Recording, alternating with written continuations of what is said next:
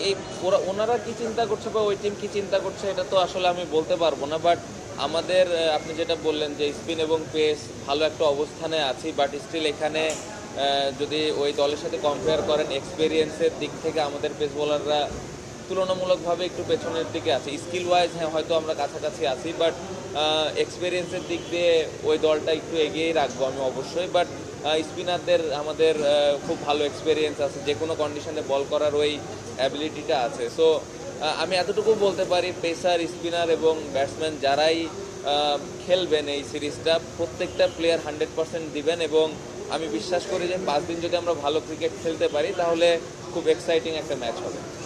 প্রত্যেকটা সিরিজ একটা অপরচুনিটি। আমরা দুইটা ম্যাচই জেতার জন্য খেলবো এবং জেতার জন্য যে জিনিসগুলো ইম্পর্টেন্ট, প্রসেসটা ইম্পর্টেন্ট। সো আমাদের লক্ষ্য ওটাই থাকবে যে আমাদের কাজটা আমরা ঠিকমতো করতে পারছি কিনা। সো আমরা যদি আমাদের কাজটা ঠিকমতো করতে পারি অবশ্যই ভালো রেজাল্ট সম্ভব, but it is going to be very challenging.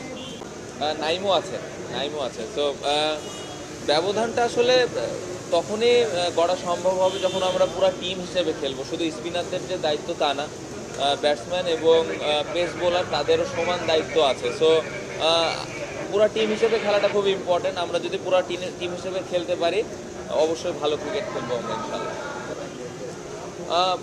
আমার পার্সোনাল লক্ষ্য বাংলাদেশ টিম জিতুক, এটা আমার পার্সোনাল লক্ষ্য এবং আমার ইচ্ছা যে আমি অ্যাজ এ ব্যাটার হিসেবে দলকে যেন কন্ট্রিবিউট করতে পারি এবং এটার জন্য যেরকম প্রিপারেশন নেওয়ার দরকার ছিল আলহামদুলিল্লাহ আমি নিতে পেরেছি।